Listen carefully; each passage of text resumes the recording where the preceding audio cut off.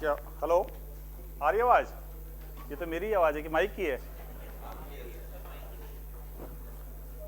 Hello, आवाज नहीं आ रही यार, जल्दी से डाउट बताओ। MCLR वाला पार्ट, और कोई?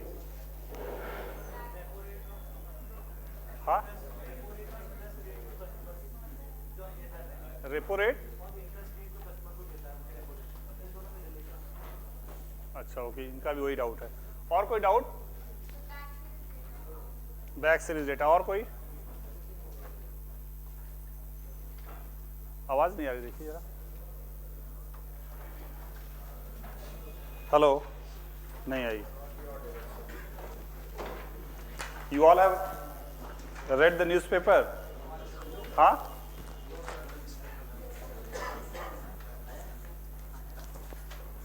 एडिटोरियल पेज पे you can read this article, but बहुत ज़्यादा रेलिवेंट तो मुझे नहीं लगा, but you can have a look on this article.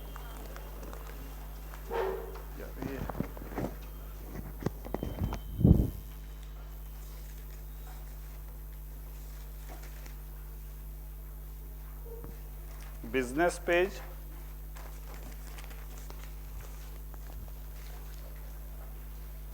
ये पढ़ना है, ठीक है? ये पढ़ लेना आप। Then this not relevant, this not relevant, this not relevant, कुछ भी रेलिवेंट नहीं है।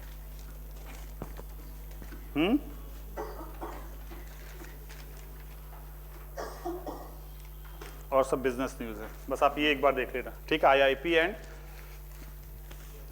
और किसका डेटा आया है? किसी ने न्यूज़पेपर पढ़ा है? तो IIP वाला डेटा आपने पढ़ा था? कुछ चेंजेस हुआ इस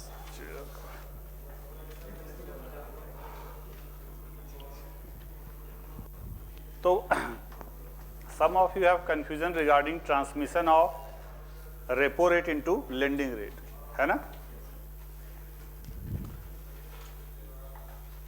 RBI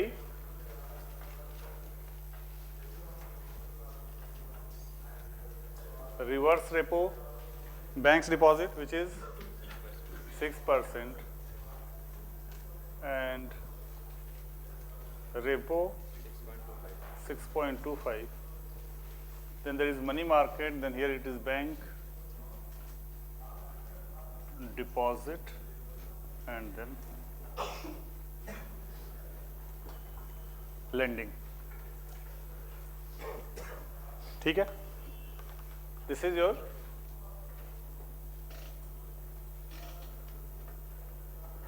money market.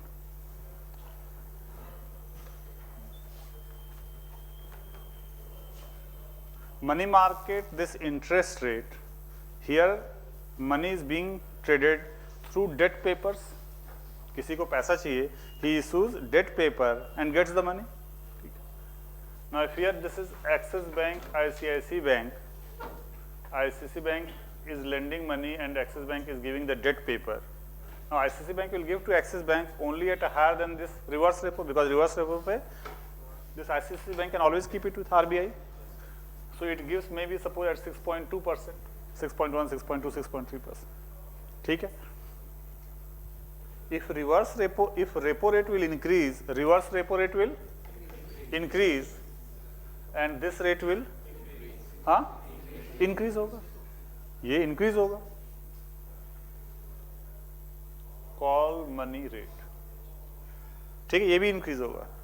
Now try to understand this. For companies, for banks, this is a market where they can raise money for less than 1 year.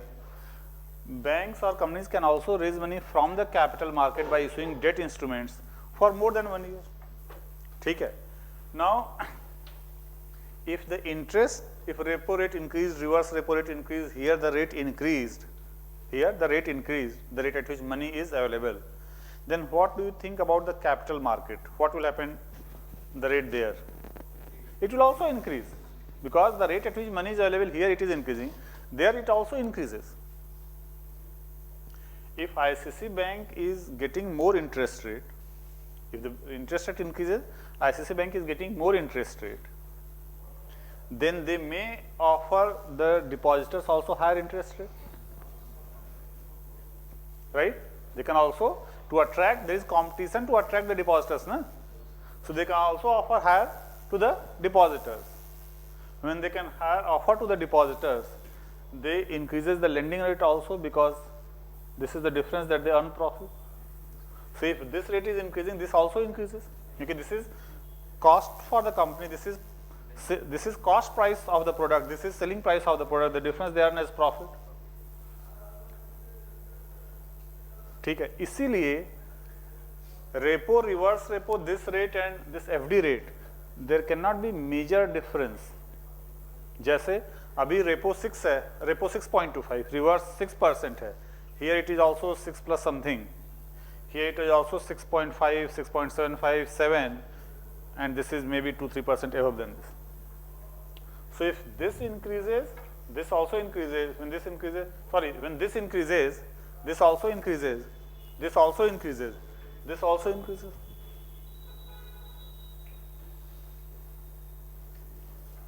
ठीक है? When this repo rate decreases, this decreases, this decreases. So here also the rate decreases. Here also the rate decreases, and then deposit rate and lending, transmission of repo rate into lending rate. Because everywhere money is available to banks. Banks को पैसा वहाँ से भी available है. Here also banks can raise money. Here also banks can raise money. Money is available in the 3 sectors, 3 parts, 3 markets.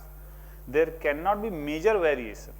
It is not possible that at one rate money, the price of money is decreasing, and at the other rate it will increase.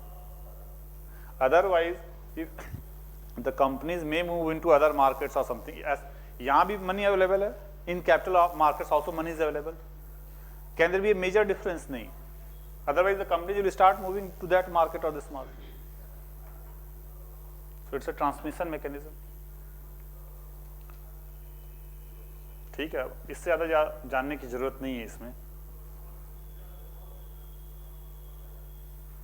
Clear?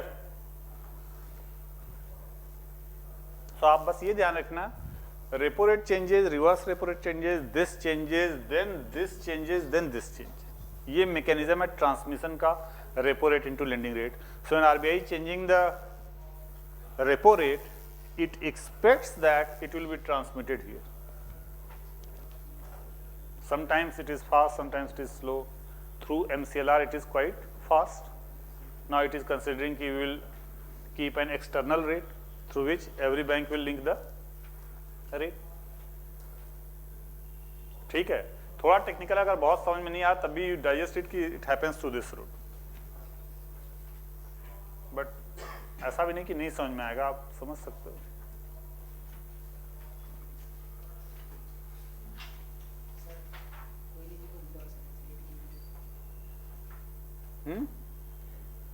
आवाज आ रही है?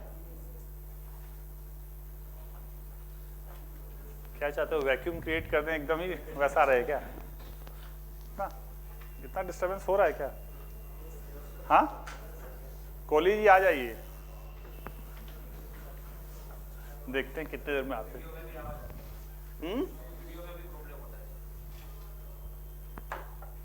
Meet at the reception.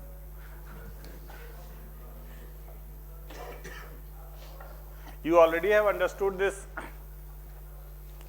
real and nominal. Right now we are taking this price as constant. Right now we are taking this price as constant to calculate the 17-18. Nominal GDP was 168 lakh crore. Real approximately 130 lakh crore. This has come by multiplying the quantity of this year and price of this year. ठीक है, नहीं आया क्या? एक लोग बोल के आ जाओ.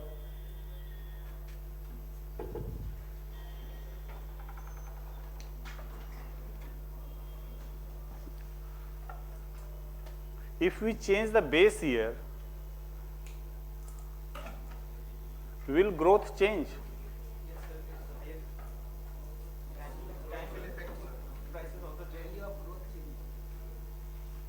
पूरा एग्जाम्पल ले लेना पड़ेगा.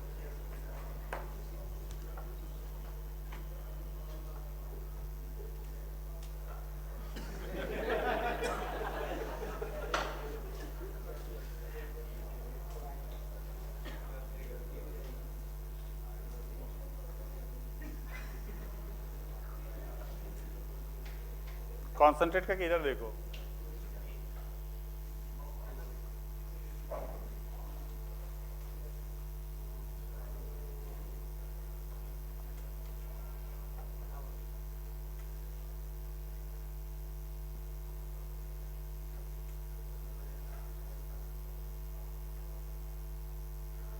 this is 196, this is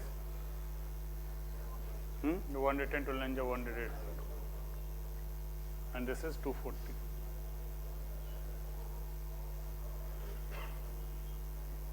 कितना रहा जरा कैलकुलेट करके बताओ, ये 196 to 280 चेंज हो गया सही? Change 11.2%, and this change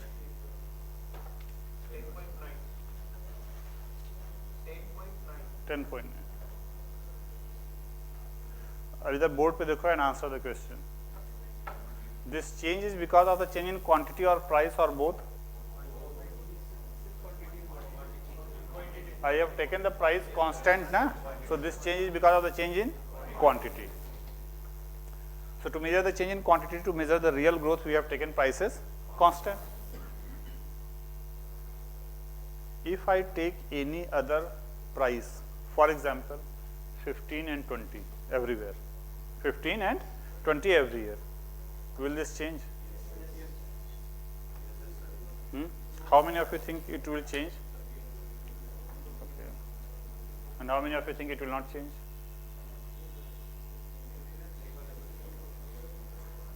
My question is, price of wheat and rice is different, but every year we have taken the same price.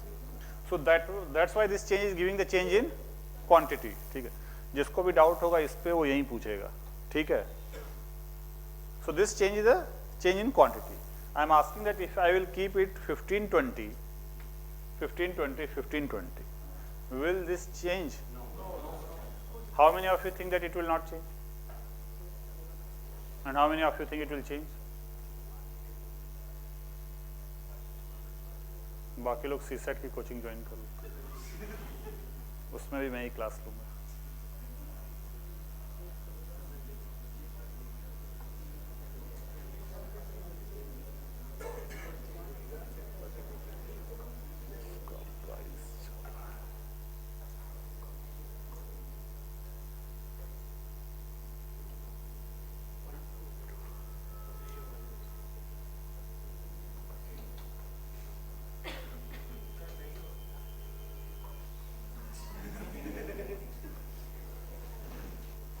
Maths पढ़े हो नहीं पढ़े हो?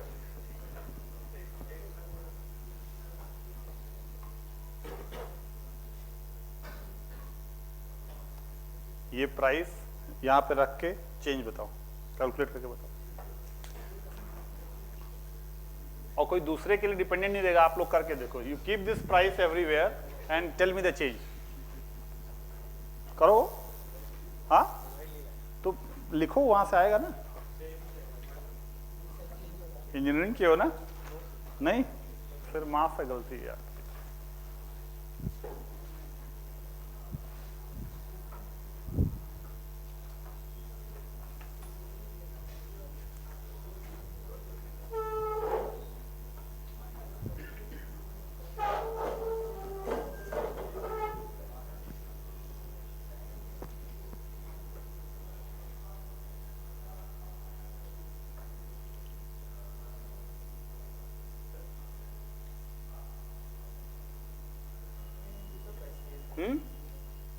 कितना आया?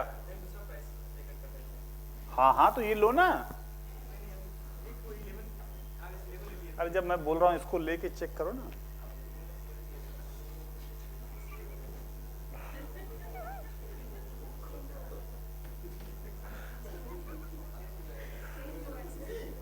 कितना आ रहा? 4.2%. बताओ ना, मुझे नहीं, आई डोंट नो कि कितना आ रहा है. 10.89. How many of you are getting 10.8? बाकी लोग करो जल्दी से. जब तक आप खुद से कभी करोगे नहीं, मैं 10 बार बताऊंगा 10 बार आप भूलोगे।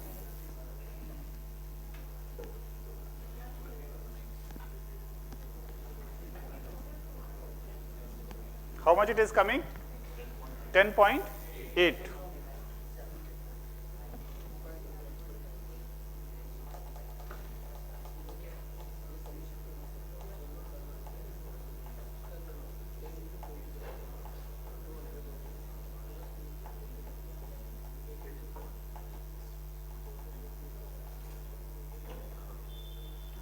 This change is because of the change in quantity. If you change the price, this changes. How many of you are understanding this?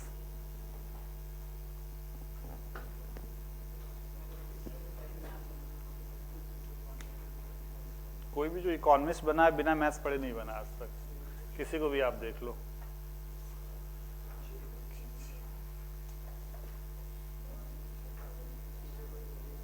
One kg almonds into ₹1000। इधर देखो आप 1 kg salt into ₹20।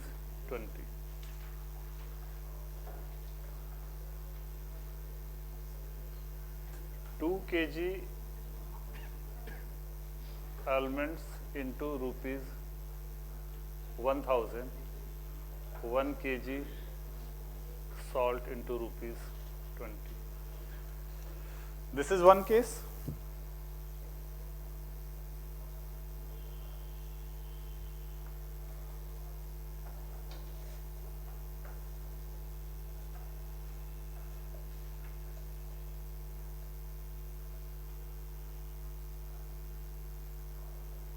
This is second case.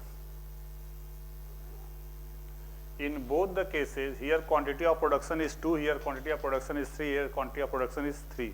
In which case GDP growth will be higher or it will be same? In which case GDP growth will be higher or both will be same?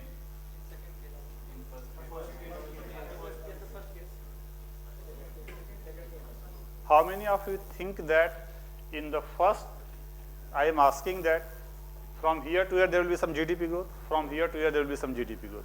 In which case GDP growth will be higher? First case, because the commodity who has higher value, that commodity is increasing more. So it matters on price also. Ki what price you are taking constant. If this price will change more, even if you are taking constant, but the difference, this prices also impacts the growth, because that is value. Even if you are measuring real change, you are taking it price constant, but the difference in prices between different products, that also impacts. If India next is producing more quantity of the product which is higher in value, which has higher prices, the GDP growth will be more. समझ गए?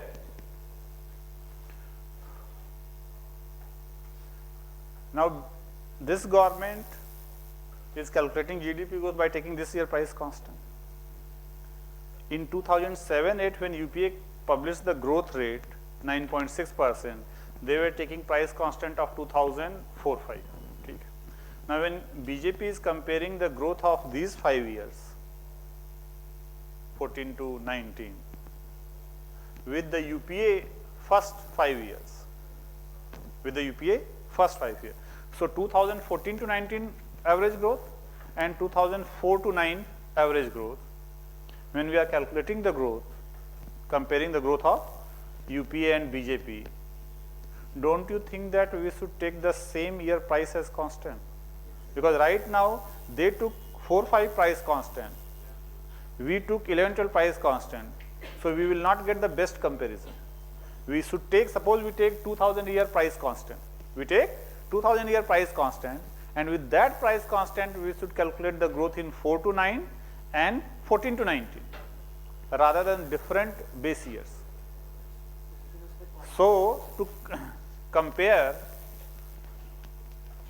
now government has released the growth of UPA first 4 to 9 by taking 11, 12 price as constant. You can take any forward price here also as constant. So now we have taken 11, 12 price constant. We have calculated the growth in BJP years. We have calculated the growth in UPA years. And by taking 11, 12 price as constant, the growth in UPA is coming to less whatever was reported by taking 4, 5 price constant.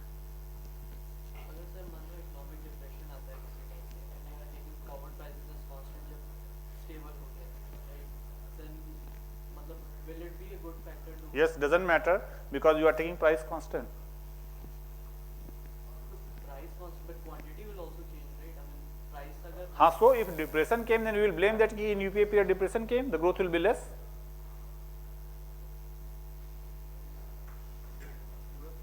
We are taking the price constant, na? So if in UPA depression came, prices reduce, doesn't matter, we took price constant, quantity reduced, so we will blame the UPA that in your phase depression came and the growth was less. कुछ भी हो, ये समझ गए back series data? तो कोई doubt? Good.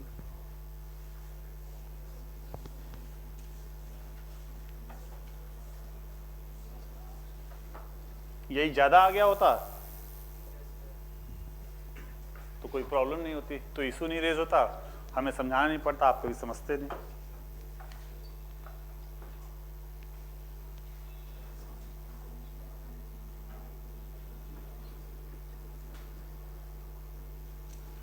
Basel norms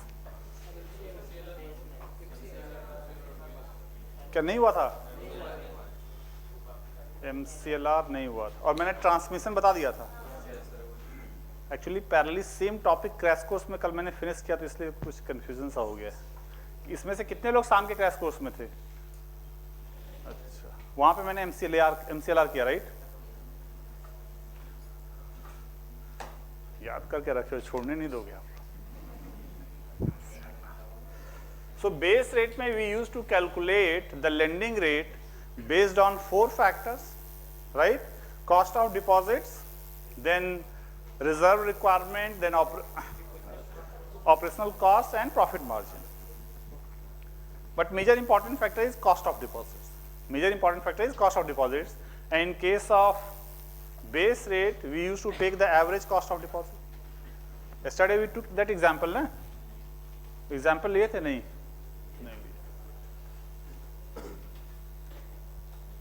But we understood base rate and we understood this transmission mechanism. Bank आज कितना डेट है? 13th.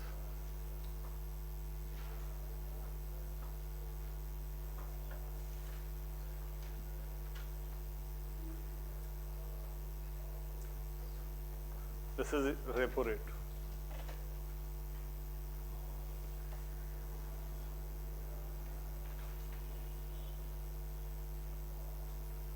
$1 crore at 9.7.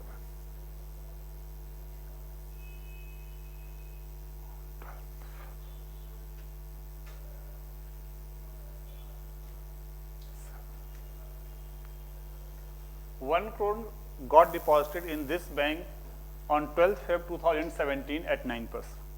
FD, fixed deposit. Then another 1 crore got deposited at 8% because after that the interest rate reduced on 12th Feb 2018. Then 1 crore got deposited at 7%.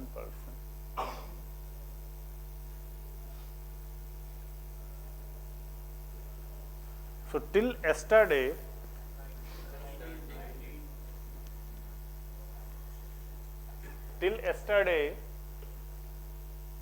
the bank's average cost of deposit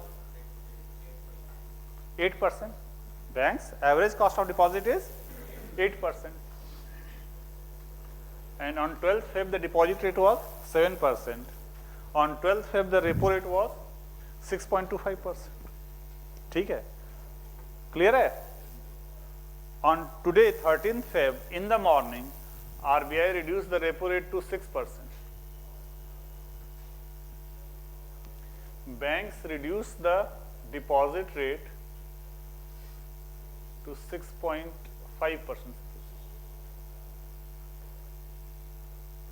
Banks reduced the deposit rate 6.5%, but till now, since morning, no one has deposited any money at this rate. ठीक है? So RBI changed the repo rate, banks changed the deposit rate. ठीक, banks changed the deposit rate by that transmission mechanism.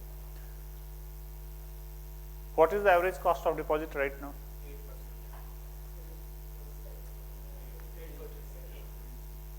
What is the average cost of deposits? How many of you think that 8%?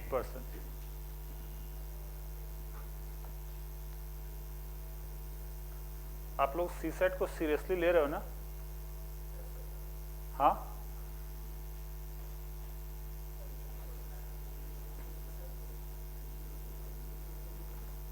कैसे करोगे?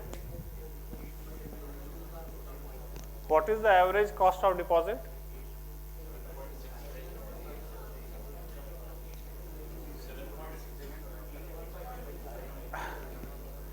No money has been deposited here. How much bank is paying interest rate on total deposits? How much bank is paying? 24 lakh. How much bank is paying interest in 1 year? 24 lakh. कितना interest दे रहा bank? 24 lakh is the interest payment. And total deposit? 3 crore. Average cost? 8%. Bank का till the time no money has been deposited at this, अभी भी bank का cost क्या है? 24 lakhs on 3 crore of deposits. So still average cost is 8%. आज कितना भी rate है doesn't matter. I didn't ask average rate of deposit. I asked average cost of deposit. Average. I didn't say कि आप इनका average calculate करो. I said कि average cost of deposit for the bank. What is the average cost? 8%. Average cost will change when something will be deposited at 6.5%. तब ना average change होगा. हाँ? Cost of deposit, समझ रहे हो? Cost of deposit, this is 9% cost of deposit है, 8%. So bank के लिए average cost of deposit is still 8%. Clear? So RBI reduced the repo rate, banks reduced the deposit rate, but did their cost on previous deposits, but did their cost, average cost, bank ने rate reduce कर दिया, bank का cost reduce हुआ? No, it is still paying 8% average. Should it reduce lending rate? Today repo rate got reduced, bank today reduced the deposit rate, but did it cost change? No. When it cost will change? When something will be deposited here, its cost will change. So even if RBI used to change the repo rate, banks used to change the deposit rate, but they were not willing to change the lending rate. Because banks cost didn't reduce even if deposit rate got reduced until unless something comes here. Banks used to reduce the deposit lending rate after 2, 3, 4, 5 months when there was some deposit at this rate and some previous deposits are gone. Then their average cost used to reduce and then they used to reduce the lending rate. This used to happen in base rate. ठीक है? Now RBI is saying to bank, has said to banks that don't link your lending rate with average cost of deposit, rather link the lending rate with the new cost of deposit, marginal cost of deposit. Marginal cost of deposit means if the new deposits will come, what is the new rate? 6.5%. So if banks will, उसमें banks का थोड़ा loss हो सकता है, but now if repo rate will change, deposit rate will change, and since banks lending rate is linked with the marginal rate cost of deposit. So their lending rate will also change. This is MCLR. So difference, बहुत slides are difference है. Base rate and MCLR are almost same. In base rate, the bank's lending rate was dependent on average cost of deposit. In MCLR, bank's lending rate is dependent on marginal, the new cost of deposit. Banks का थोड़ा loss हुआ इससे, but try to understand. In the long run, the repo rate will keep on moving up and down. It will get adjusted when these deposits will go away. So MCLR, RBI moved from base rate to MCLR for what purpose? For what purpose? For faster transmission of repo rate into lending rate. Now try to understand. Suppose, but are banks legally bound to reduce the lending rate when the RBI is changing the repo rate? No. But generally it will happen. In which case it will not happen?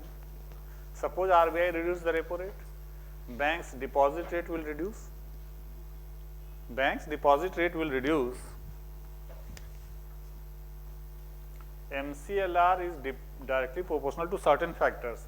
Marginal cost of deposit, reserve requirement, operational cost.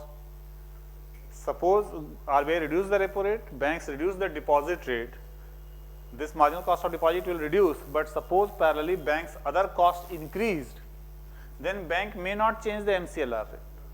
So they are not legally bound, but generally it will happen. So RBI was saying that even after moving to MCLR, some banks are not passing this. So now RBI is planning that from 1st April, every bank has to link the lending rate not with their own MCLR, but with any external rate. For example, every bank has the same MCLR or it may be different. It's different depending on the cost. It is different.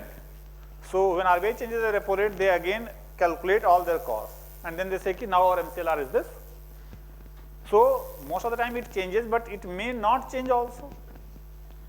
RBI reduce the repo rate by 0.25%. It may be possible that they reduce the MCLR by 0.2%. It may be possible because there are other costs also involved. Now RBI is saying कि you fix your lending rate. जैसे आज के date में a bank says कि my MCLR is 9%, housing rate MCLR plus 2, education loan MCLR plus 3, project loan MCLR plus 4, personal loan MCLR plus, ऐसे linked है through MCLR. MCLR is the minimum rate below which banks cannot lend, and depending on different projects, different kind of loans, they have fixed this MCLR plus this, MCLR plus that. When RBI changes the repo rate, generally their MCLR changes, but it's not fixed to change hoga hi. Now RBI is saying कि don't link the lending rate with MCLR in future. They are saying कि you announce your rate by an external benchmark rate. External benchmark rate means you announce your lending rate with repo rate. With repo rate. So suppose every bank says that कि now from 1st April onwards कि housing loan repo rate plus 3%, education loan repo plus this. So the moment RBI changes the repo, automatically all the banks every loan will change. They don't need to do anything else. Of course, they will have the freedom to decide कि what will be their rate. That means whether it will be repo rate plus 2.5 or repo rate plus 3. That the banks will have freedom. But whatever it will be, the moment RBI changes the repo rate, automatically it will be transmitted everywhere. So MCLR rate, minimum lending rate, that banks calculate on their own depending on their own cost factors. That is called their internal benchmark. MCLR is there. Every bank has their own internal benchmark. If they will link the with repo rate, that repo rate is external benchmark. So RBI is planning that from 1st April 2019 onwards, they will ask banks to link their lending rate with an external benchmark rate. That can be repo rate, that can be a CPI inflation, that can be any other external rate. So, is it mandatory for banks to lower their lending rate and repo rate? No, it is not mandatory. It is not mandatory, but generally, if they are mandatorily bound to link the lending rate, minimum lending rate, with the four factors. With the how should they calculate MCLR? That RBI has given guideline. But try to understand, if this rate reduces banks, but there are other things changes, they may not pass it on. So they are not legally bound as such, but generally it happens. Generally it happens, and it is also possible that repo rate is changed by 0.25%, but MCLR changes by just 0.2%. Why? Kuch others increased. But if they will link with repo rate, repo plus something, the time repo rate change, automatically they don't need to do anything. Automatically it will be changed. But they may be given freedom to revise this linking, maybe after every 1 month or every 3 months. As SBI said ki home loan repo plus 3%. The time RBI will change, repo it will change. Is this going to be permanent? RBI may say that you can you fix it, but you can change it or revise it after every 1 month or quarter. That will be their freedom. They will not have the freedom कि RBI repo rate increase कर रहा है, ठीक है, RBI repo rate reduce कर रहा है, तो ये तो reduce हो जाएगा, but this they will increase. They will not have this freedom every moment. Otherwise तो purpose defeat हो जाएगा ना. But they may be given freedom कि after every 3 months, 6 months you can change these things. This linking how much.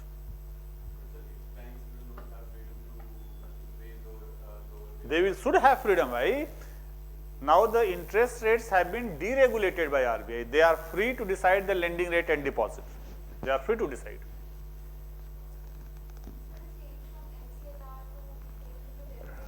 Then change from MCLR to an external benchmark. It can be anything. I am not saying just repo rate. Most probably it is going to be from 1st April 2019 onwards. अभी हुआ नहीं. For more better or transmission, more transparency also.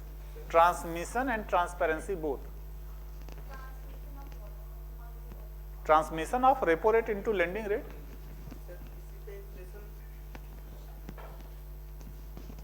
ठीक है, कोई doubt नहीं?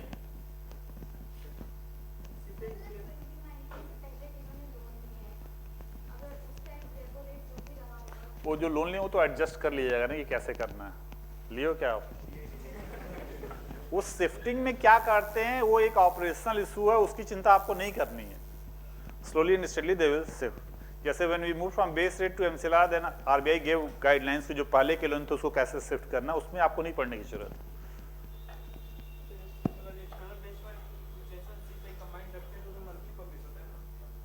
हाँ, monthly publish होता है तो मंथली ट्रांसमिशन होगा, but this freedom CPI plus 2 और CPI plus 3, that the banks will be getting the freedom.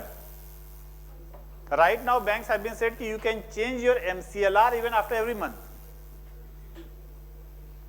After every month, so they must be given freedom. ऐसा थोड़ी कि एक बार हमने फिक्स कर दिया तो जिंदगी भर के लिए we have to keep this thing.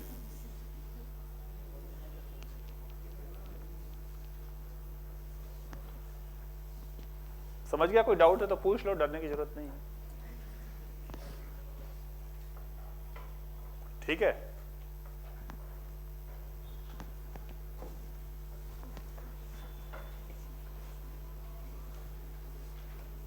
हाँ क्या पूछ रहे थे आप? इन्फ्लेशन का क्या कुछ पूछ रहे थे ना अपने चिट से निकाल के कुछ.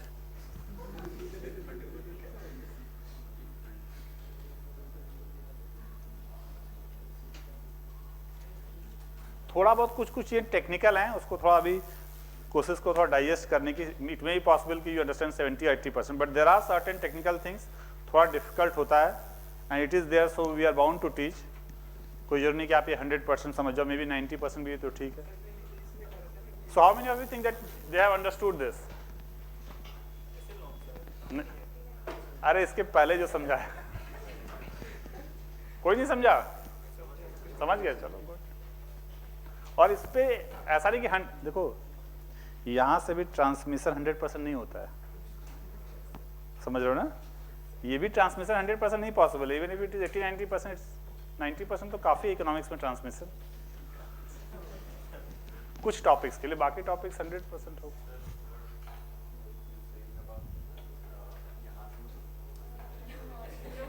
जोक बोलते हो लेकिन समझने के लिए तैयार नहीं हो. हाँ, बेसल नॉर्म्स, अरे जो टीचर कुछ पढ़ा रहा है, it can never be 100% transmitted ना, we can try for it transparency and transmission, but Basel norms. You know that ki most of the public deposits their savings in bank, and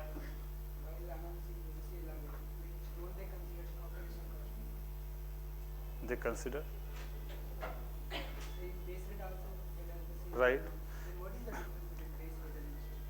MCL in base rate, one of the parameters which was average cost of deposit. Now in MCLR, that parameter is marginal cost of deposit.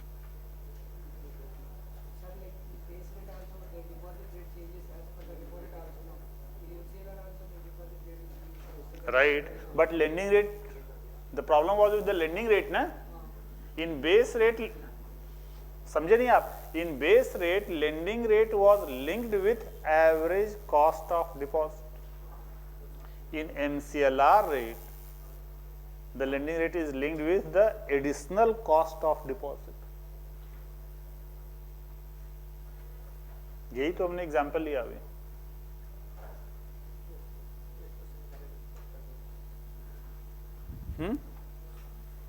So you didn't understand that.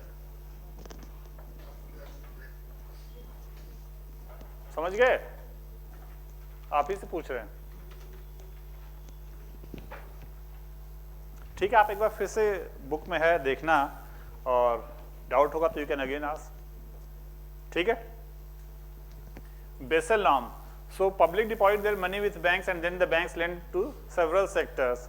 So banks are very important for any economy because most of the savings comes to banks and then banks lends to several sectors.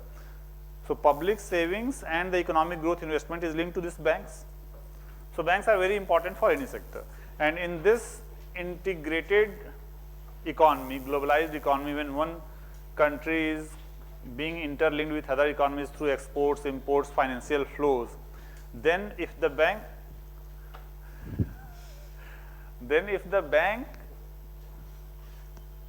in one country defaults or goes bankrupt, it may impact the banks in other countries. Now it may be possible that in India the banks have taken loan from some other bank, the people here they have taken loan from some other bank. So if that bank will default, or if these people will default, the other countries or other banks will get impacted. So it was not only necessary to protect one country's banks, it was necessary to protect other countries' banks, because if they will default, our economic growth will also get impacted. We have borrowed ECB from different countries foreign loan. If those banks will default, we won't be able to borrow.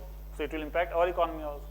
So 27 countries' central bankers met at a place in Switzerland, Basel, and they planned that let's devise certain norms. Let's devise certain norms for our banking sector, which every central bank will try to implement in their banking sector. So they have devised certain norms. They have devised certain norms. Those norms for the banking sector, so that the banks don't fall into bankruptcy, their functioning is properly well organized. So they have devised certain norms to protect the depositors' interest, and those norms are called Basel norms.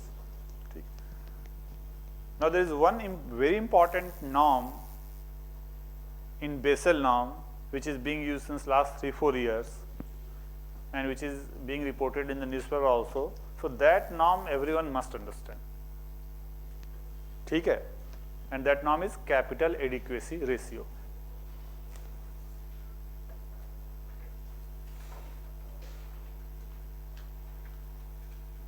You don't need to understand each and everything in Basel norm, but capital adequacy ratio is an important norm that you should understand. हाँ.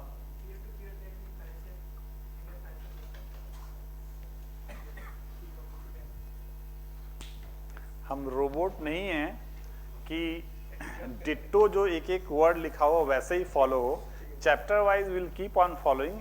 एक सब topic इधर से उधर हुआ तो have patience. Capital adequacy ratio full concentrate हो कि यहाँ पे देखो, लिखने की जरूरत नहीं, हमने लिख के दिया आपको. सो दैट आपको ऐसा लगता है क्या कि हम हमेशा ही बोलते हैं कि कॉन्सेंट्रेट करके देखोगे कि ऐसे टॉपिक्स चल रहे, करी क्या हम?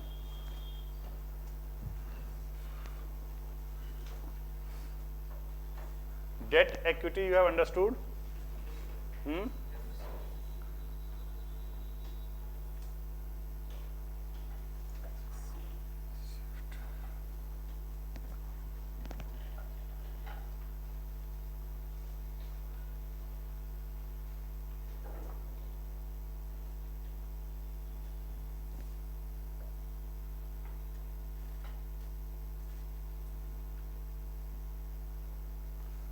There are two companies.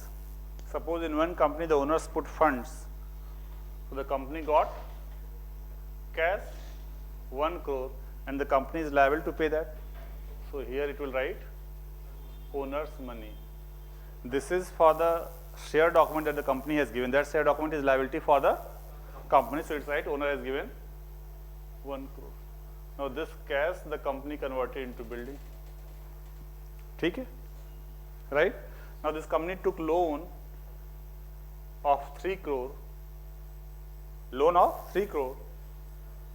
So loan 3 crore and with that 3 crore loan it purchased equipment.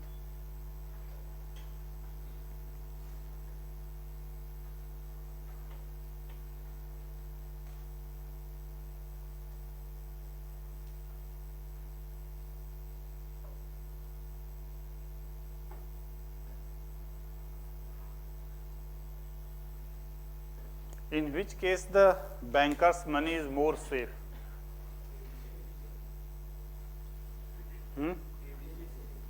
See what happens, you know that when a company goes bankrupt, this company has purchased these assets from the money of two class of investors, as a creditor, as a owner, shareholders. Two class of investors have put money into the bank.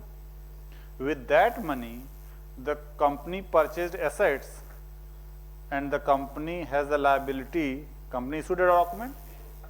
So the company acquired these assets. Whenever someone acquires assets, liabilities are also acquired. So this is the liability, this is the asset. On this asset, who has the claim? Both class of investors. ये किससे बना है? Both class of investors have given money and the company has acquired the assets. On this asset, both class of investors have a claim. First is of creditors and second is of owners, shareholders. Now when I ask in which case the money is more safe, in which case the banker's money is more safe, safety comes into point when there is a case of bankruptcy. If the company is not bankrupt, the company is paying, doesn't matter. So when I am saying in which case the banker's money is more safe, that means in case of bankruptcy, in which case the bankers will be able to get their entire fund or more money back. Or ABC, XYZ or both same. So when the company goes bankrupt, assets are sold in the market, whatever is the recovery first they get and then they get.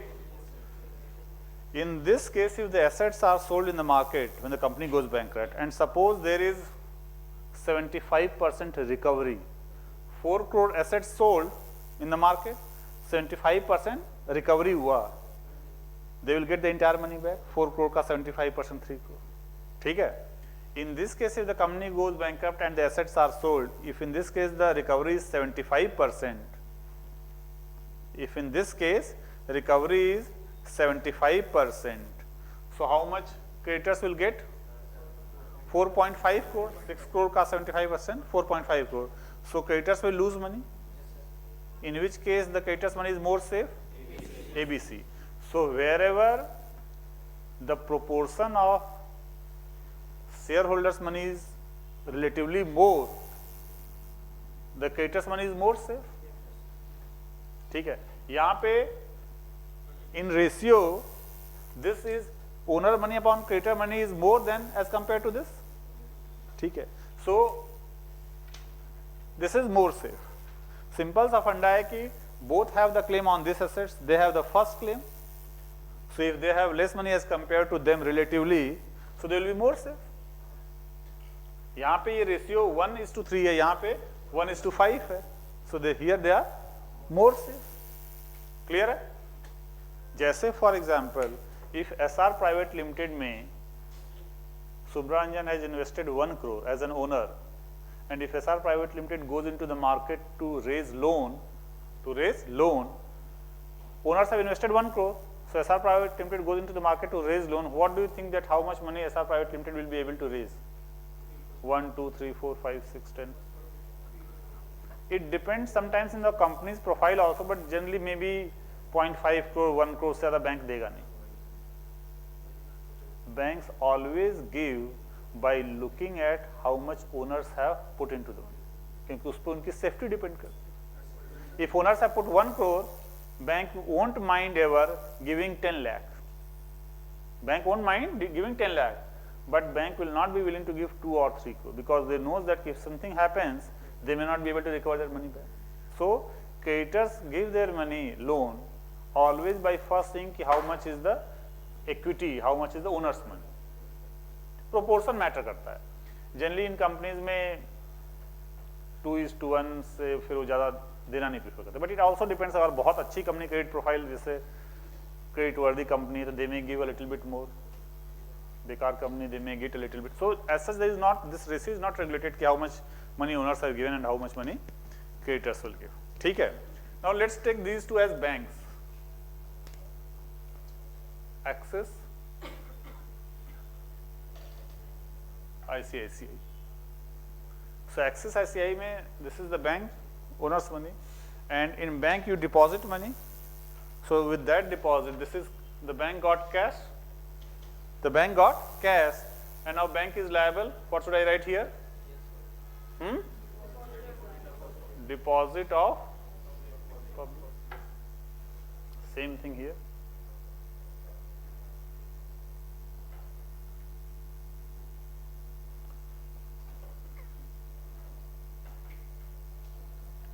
Now this cash the bank lends. Loan दे दिया. This is loan paper.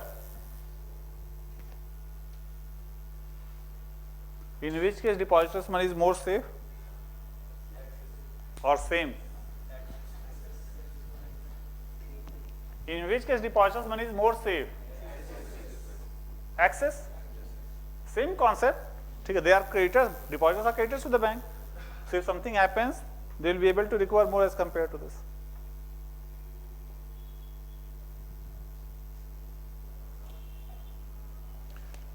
So what we calculate is here capital upon asset. Capital may we consider owner's capital. How much money owners have given? 1 crore. And total assets 4 crore. If this ratio increases, depositor safety will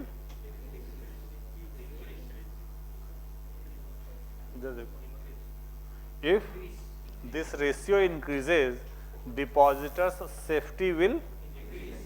How many of you think increase and how many of you think decrease? First bench पे बैठ के कर क्या रहे हो आप लोग? If this ratio increases, how it will increase? If owners will put more money. If this ratio increases, depositor safety will increase करेगा ना? ठीक है?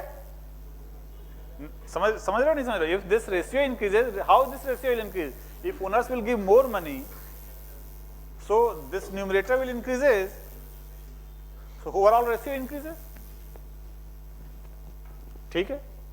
समझ रहे हो? देखो, if you know from this, don't see this ratio, you know from this कि if owners will put more money, depositor safety will increase, and if owners will put more money, this ratio also increases. So the depositor safety can be determined by seeing this ratio. If this ratio is more, depositor safety is more. ठीक है? Here it was 5, here the ratio is 1/6. Which ratio is more? This one. So that is why here the depositor safety was more, which you can very well see without calculating this ratio also.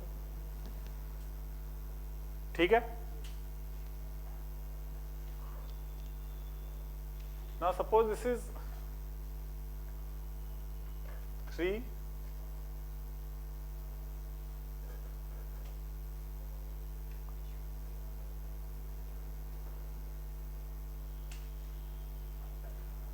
in which case the depositor's money is more safe?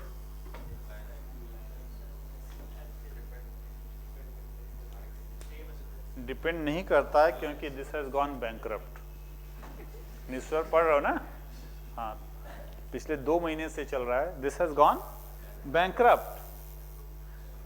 The bank has given loan and the company has gone bankrupt, तो company may not be able to pay loan. ठीक है, कोई बताओ क्या पूछ रहे हो? Essar Steel, हाँ एस आर स्टील है ना, रुयाज ने डिफॉल्ट किया है। अब ये सब चीज को इतना बड़ा डिफॉल्ट है ना, इतना बड़ा, this loan was around 55,000 crore and major issue is going in since last 2-3 years में। आईबीसी कोड में मैं बताऊंगा कि क्या हुआ है बेसिकली, बट अब ये एस आर का इशू चल रहा है सच। अब जैसे प्रियंका गांधी ने पॉलिटिक्स ज्वाइन कर ली, आपके लिए रेलिवेंट नहीं है लेकिन पता तो होना चाहिए। आई अंडरस्टैंड कि रेलिवेंट नहीं है, बट कोई अगर जोक आ रहा कि उन्होंने पॉलिटिक्स ज्वाइन किया, तो अब आप लोग यूपीएससी एस्पिरेंट्स हो, यू शुड बी अवेयर कि क्या हो रहा देश में। ठीक है ना? तो एसआर का केस बहुत दिन से चल रहा है। Major loan has gone default. ठीक है, और डेली ऑलमोस्ट न्यूज़पेपर में आ रहा है, और हिंदू में भी मुझे लगता आया होगा कई बार। देखो इनको और ज्यादा पता है। ठीक है, so if this, so in this case which where the depositors money is more safe, Axis. ठीक है, but if you will calculate the ratio, both are same, both are same. So in the case of assets denominator both are same, does the quality of asset matters in the depositor safety? Yes, it is not about only the value, quality of this asset also matters. ठीक है, but that ratio, this ratio till now has not captured quality of assets, so here we multiply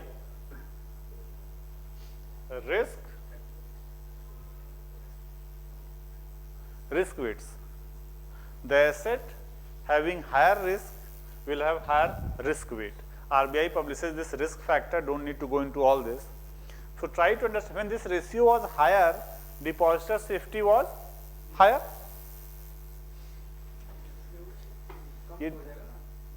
I asked even deposit, तो full concentrate करके सुनो, ठीक है?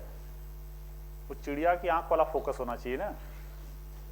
When deposit, I said कि when this ratio increases, depositor safety increases. If the risk of the asset is more, this ratio will decrease and depositor safety decreases. Right? So should we multiply risk factor in the asset or not? Yes, we should multiply it. समझ रहे हो आपने? Now suppose risk factor of this asset is 1, this asset is 1, risk factor of this is 2 and this is 1.5. इसका risk ज्यादा है? ठीक है. Now you calculate capital 1 upon this asset का risk factor suppose 1, how building है 1 into 1 plus 3 into 1.5. This is risk factor, from where it came doesn't matter. This is risk factor 1.5. Now here it is upon 1 into 1 plus 3 into 2. This is risk factor, higher risk. This loan is of higher risk. Now which ratio is higher? This one. And that is why the safety in the depositors here is more. So only the asset value doesn't matter, quality of asset also matters. So we should also took into account the quality aspect in this ratio. This is called your capital adequacy ratio or capital to risk weighted asset ratio. Capital to risk weighted asset ratio. Capital upon risk weighted asset ratio. Capital adequacy ratio. Sir ये जब हम कर रहे थे तो उसमें भी तो 1/1 पहले 1/1+3 आ रहा था, यहाँ भी 1/1+3 आ रहा था, दोनों में सेम आ रहा था, ठीक है। बट आप बोले कि here your money is more safe, तो we are not capturing the quality. Now I have captured the quality of asset, risk factor. Should we multiply risk factor और not? Of course multiply, because इसका loan दे दिया, loan 3 crore का है, but whether the loan is going to turn into NPA or it's a better quality of loan, that matters. That matters in case of recovery.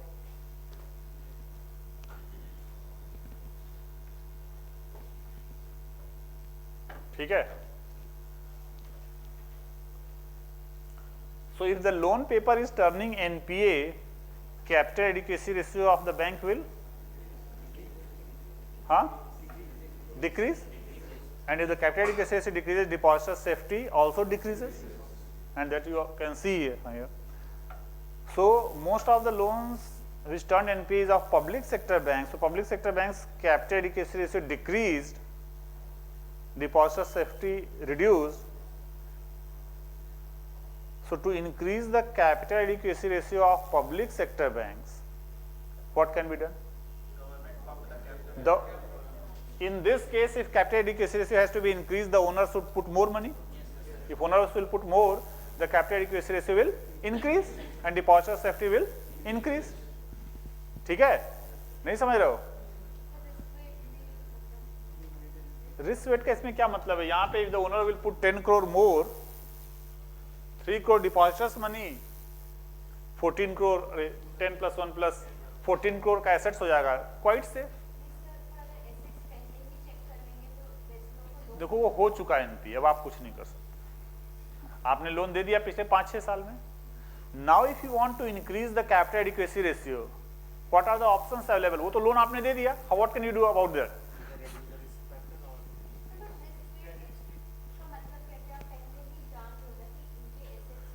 Risk weight का मतलब है it is just used to calculate the capital adequacy ratio of any bank. Whatever is the risk, you multiply that risk factor. Now what I am saying is कि public sector banks loans have turned more NPAs. Now the risk factor is high. So now at this point of time, if we want to increase the capital adequacy ratio of the banks, they have already given loans, so the government will have to put more money, owner will have to put more money. So government of India is putting more money, capital, into public sector banks. In 1960s, 70s, 80s, government of India put capital and created public sector banks.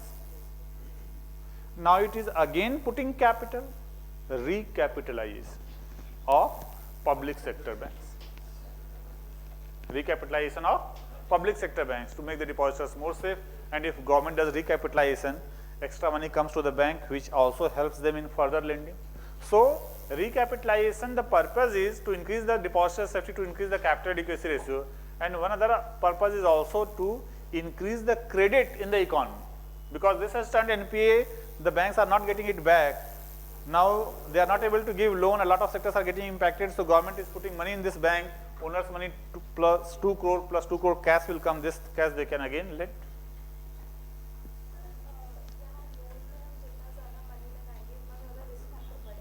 हाँ,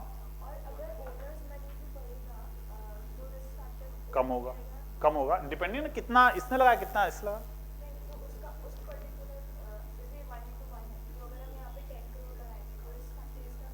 risk factor तो quality of asset पर depend करता है, ये risk factor नहीं change होगा अगर आप बिल्डिंग खरीद रहे हो तो उस कैश। हाँ,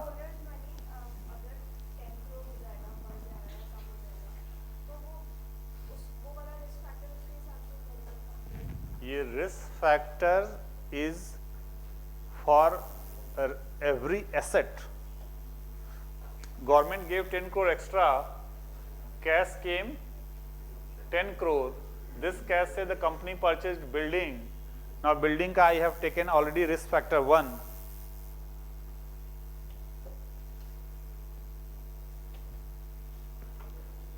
Risk factor depends on quality of asset. तो हमने बिल्डिंग का रिस्क फैक्टर 1 ले लिया assumption.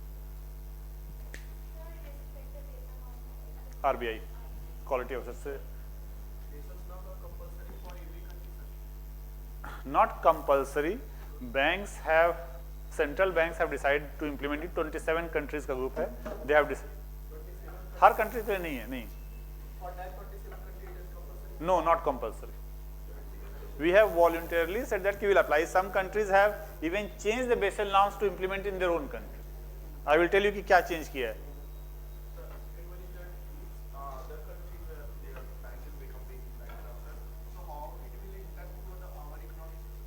If our companies have taken loan from that bank, we are taking loan from other companies. Bhai, if we are taking loan from US and US bank is going bankrupt, we won't be able to take loan. अरे आप वो नहीं समझ रहे हो. We are borrowing from abroad or not? Yes. If the foreign banks will go bankrupt, from where will borrow further? From where will borrow? If those banks will go bankrupt, their economy will experience maybe recession. They will purchase less goods from India. Our economy will also get impact. वो default का ही वही letter of credit का case नहीं है. I will tell you क्या होता है letter of credit and all this. But try to understand every economy is now interlinked in a globalised economy through banks, through other companies. हम लोग बाहर से बोरो करते हैं ना for our economic growth and loan. क्यों borrow करते हैं आप आगे समझोगे. But if those banks have gone bankrupt तो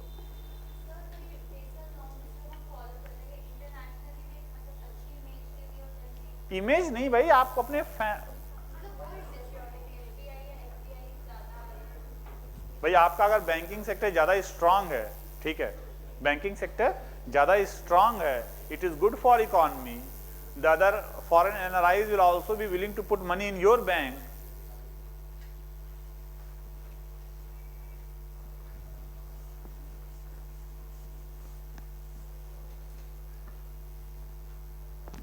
समझ गए. तो कैपिटल में ओनर्स मनी आता है. राइट नाउ हाँ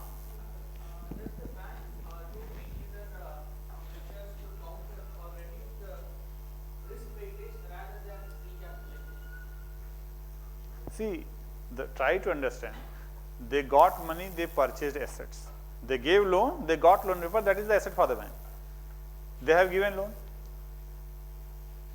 Whatever loan they are giving in future, they should try to do proper due diligence. They should try to give to those credit-worthy companies. Then the risk factor will be less, deposit safety will be more. But what all this problem is about, these banks have already given loan. These banks have already given loan. We know the risk factor. Now we can't do much about all those previous loans. Capital, yes, recapitalization is more of mitigation. That is true. For new loans, of course, we can try, and we are trying that we should not give to Vijay Mallya and these sorts of people. But whatever is the past loan, we can't change that quality of the past loan, na? So, when a bank gives loan to someone, the bank wants some assets from that person. कोई जरूरी नहीं है. Personal loan लेते नहीं लेते हो. When the bank is giving loan to companies, 10,000 crore का project है. When the bank gives loan to the company, can company keep guarantee of 10,000 crore? Impossible. So when bank gives loan to the companies, they are basically in a way backed by the assets of the companies. No other guarantee may be involved. ये सब आप समझ जाओगे IBC code में. I will be discussing. ठीक है. अभी बस आप recapitalization focus करो. Now there is another way to increase the capital adequacy. So one we saw that owners is putting more money. Other way to increase the capital adequacy ratio is इधर concentrate करो. Right now forget about this risk weight. Just take a simple example. Right now the capital adequacy ratio is 1/4. Now another way to increase the capital adequacy ratio is, suppose banks issued bonds.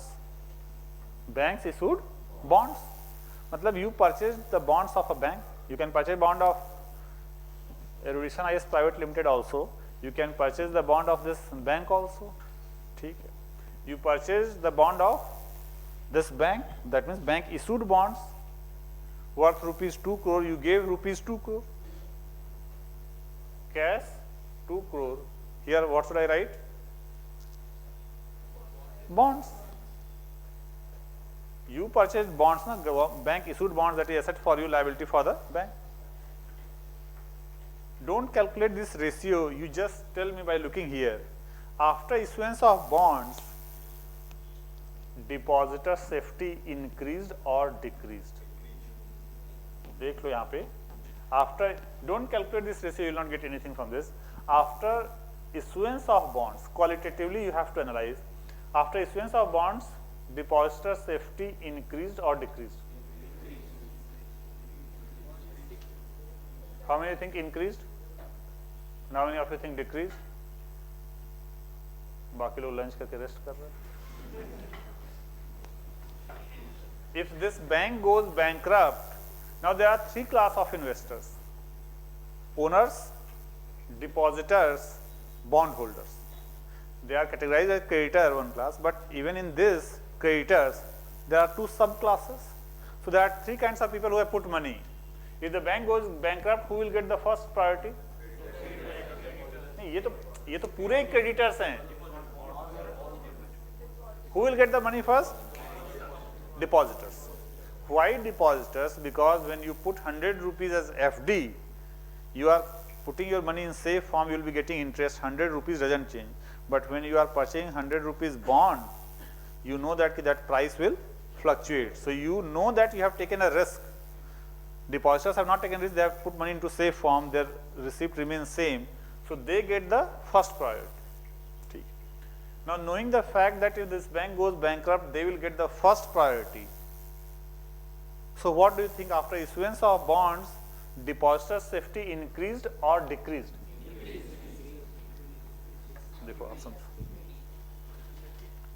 Earlier, for 3 crore of depositors money, what was the assets? 4 crore. Now, if the bank goes bankrupt, all this asset is available for the depositors. Now, if the bank goes bankrupt, their 3 crore is protected by this. Since they have the first claim, ध्यान सुनना, since they have the first claim, whoever is going to put money into the company, other than depositors, they are going to increase the safety of the depositors. Whoever is going to put the money into this bank, other than depositors, they are going to increase the safety of the depositors because they have the first claim on the assets. So either they will put money, they are going to increase the safety of the depositor. So bondholders and shareholders both increases the safety of the depositors. That is why in this capital, both money are counted. If bondholders are putting money, depositor safety is increasing, this ratio should also increase. So in this capital, all those investors who are increasing this depositor safety, their money is included there. So capital mein we have two types of money: equity, owner's money, plus bond holders money. This is called tier 1, this is called tier 2. Sir, if tier 2 goes higher than tier 1, If tier 2 goes higher than tier 1, doesn't matter. bond से अगर ज़्यादा हो गया, cash अगर कम होगा, तब नहीं, दो स्टेटमेंट आपने बोल दिया. You said कि tier 2 ज्यादा है तो doesn't matter. Depositor safety is increasing us, but depositor safety is increasing. So tier 1 capital, tier 2 capital बोलते हैं.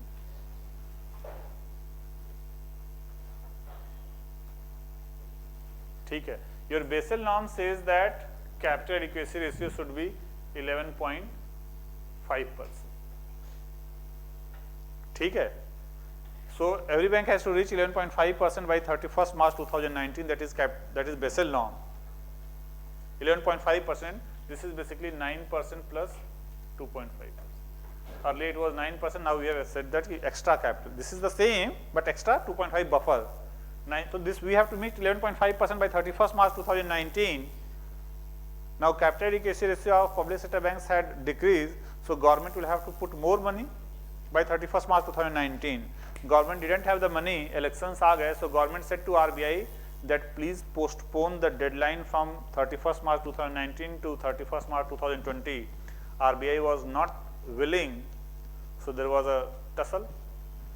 But somehow RBI has agreed that out of 11.5%, the banks should meet most of the by 19 and 0.625% they can postpone it for the next year. But rest 10.875% they should achieve by 31st March 2019. So this was also a major issue of tussle between government and RBI. ठीक है?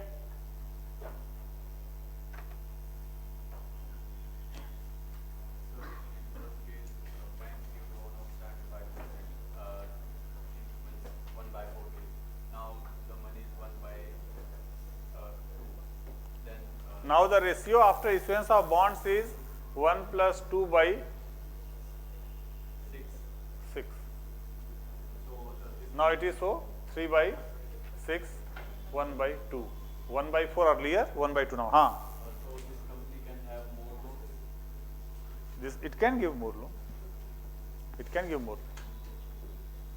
So recapitalization से more lending भी होता है and capital adequacy से also increases.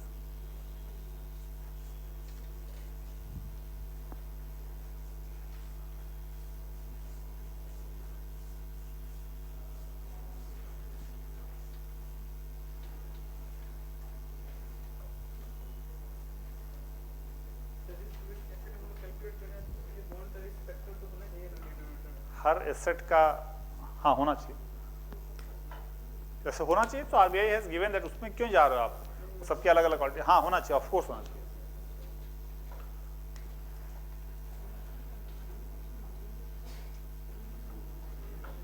RBI functions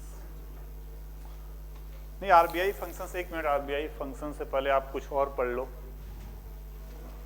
इसको better तरीके से समझने के लिए पहले you study Indian financial system. Indian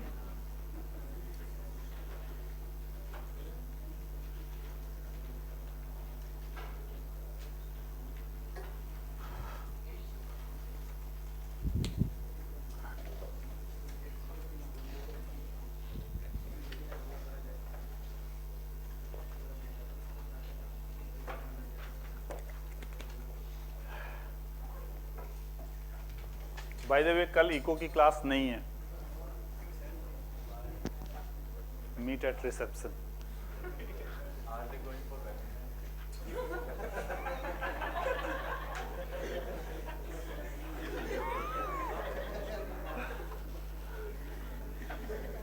one thing I know that I am not going, बाकी उनका पता नहीं है।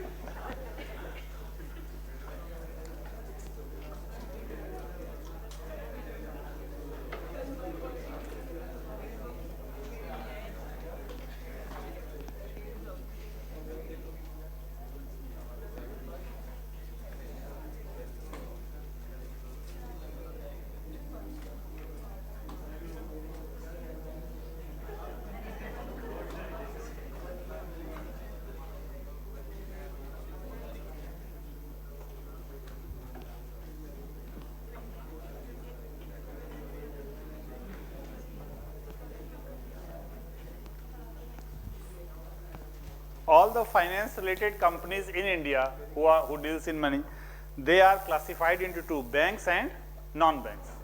So every finance related company you can classify into two, banks and non-banks. What is the difference? They accept demand deposits, they don't accept demand deposits. This is the difference. ठीक है? They accept demand deposits and they don't accept demand deposits. Banks are further classified into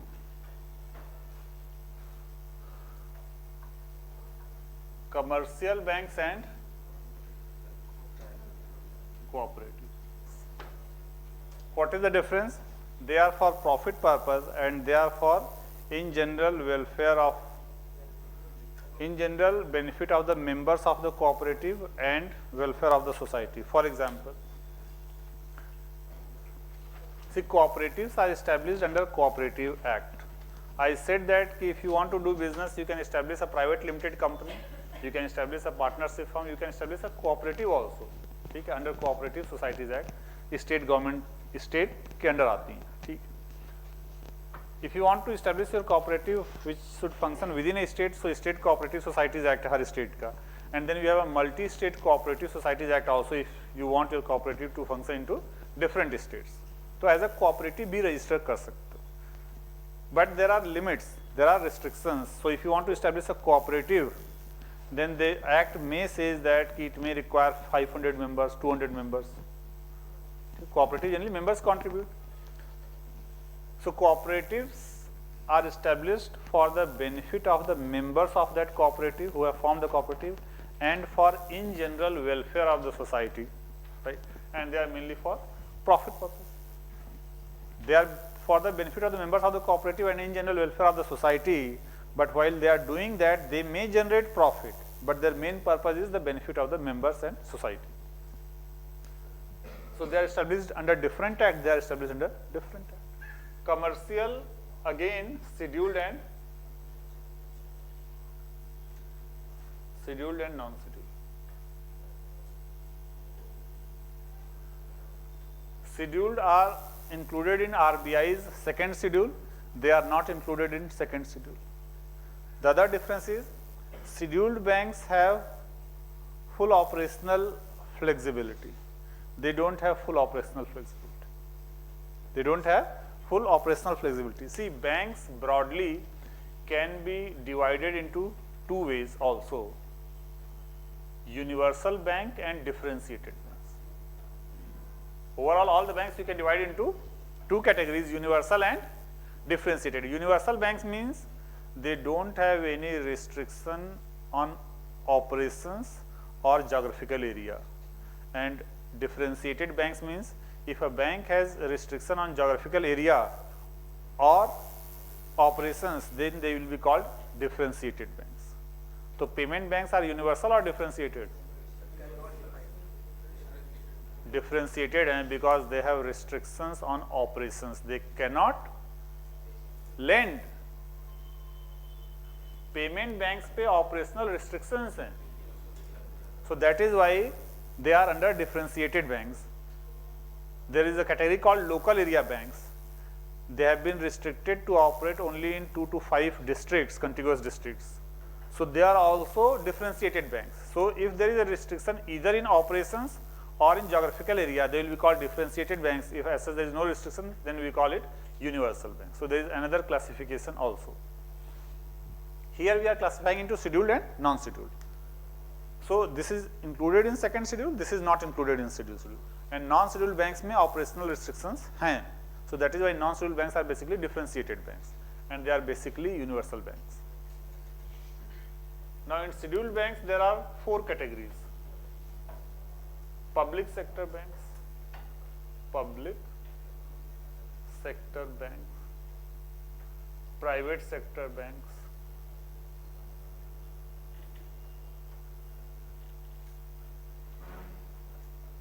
foreign banks, and then regional rural bank or public sector banks where government's ownership is more than 51%, private sector banks where private sector ownership is more than 51%, foreign banks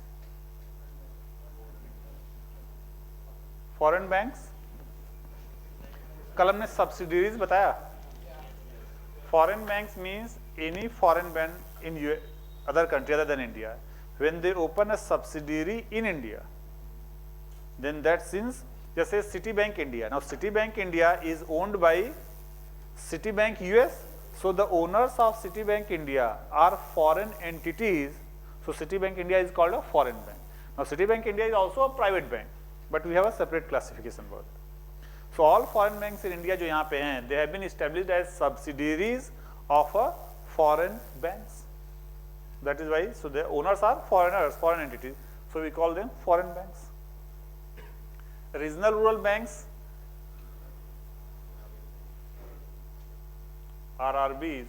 In 1969, Indira Gandhi government established these banks for funding the rural economy, for funding the rural-based industries, agriculture, because these banks were not focusing on those. So government created a dedicated banks, regional rural banks. So in every RRB, government of India has put 50% money, 15% that state government, wherever that bank is, and 35% sponsored bank. So every RRB has been funded 35% by any other generally public sector banks. ठीक है, so every RRB has 35% ownership of another bank also, generally or public sector banks, mainly for the rural economy, agriculture or rural based industry. Non-scheduled में we have only one category, local area banks. Till now 4 local area banks were established and they were restricted to operate only 2 to 5 districts, basically private banks. To promote more banking, government first allowed these local area banks, but they are not very successful. एक तो बंद हो गया, there are 3 remaining.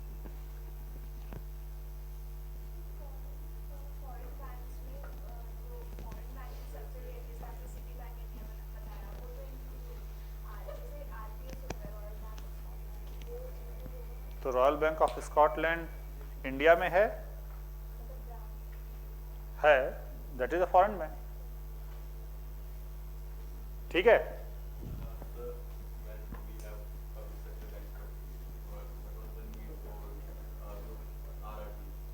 Public sector banks is not for any sector.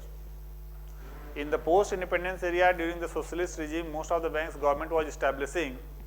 Almost in every sector, government was owning the enterprises, so government was owning the banks also, but this was not meant only for rural economy. Since rural economy was huge and they were not establishing branches in rural areas, they were, even if this is public sector bank, they work on commercial line. So government established these banks for the specific needs of the agriculture sector.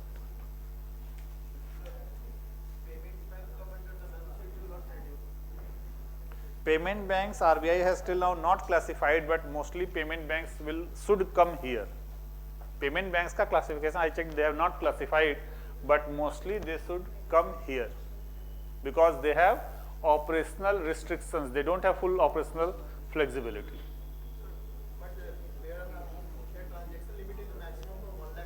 हाँ, transaction limit नहीं, that is demand deposit maximum 1 lakh. RRB? Who said कि payment banks is working in rural areas? ऐसा कहीं नहीं लिखा. किस? Payment banks is for the poor people, for the poor people. In urban areas also there are a lot of poor people. It is not sector specific in rural areas. No, not at all. Not at all. Cooperative? हाँ, ये भी diagram बाकी है कि हो गया?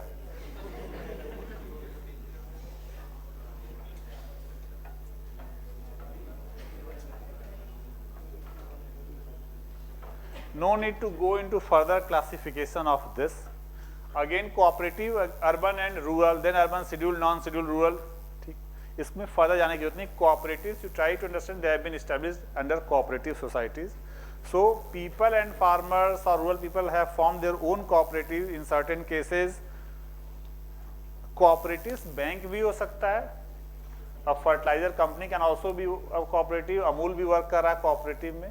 So it is not only about banks. Anyone can establish cooperative and can do any kind of business. Cooperative banks भी हैं.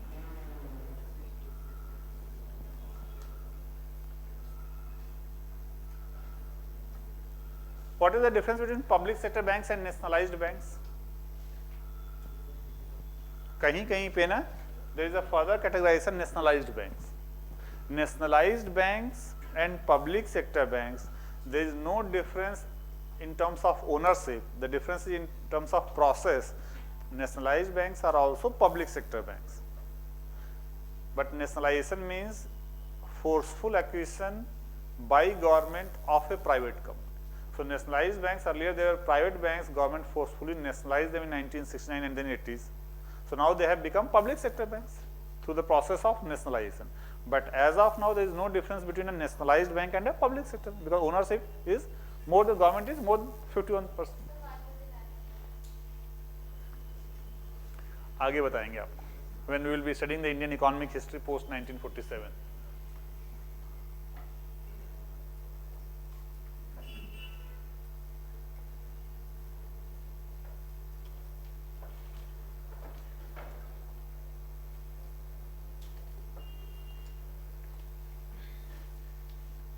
Development financial institutions, we have 5.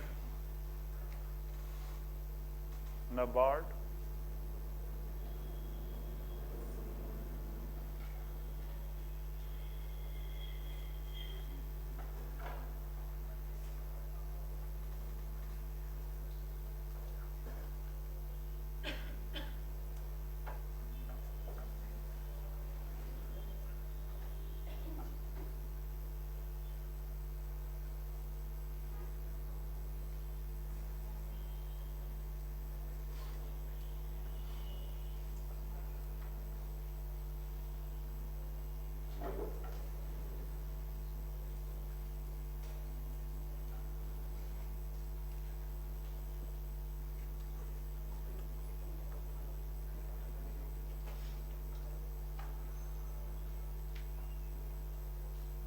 Mudra Bank.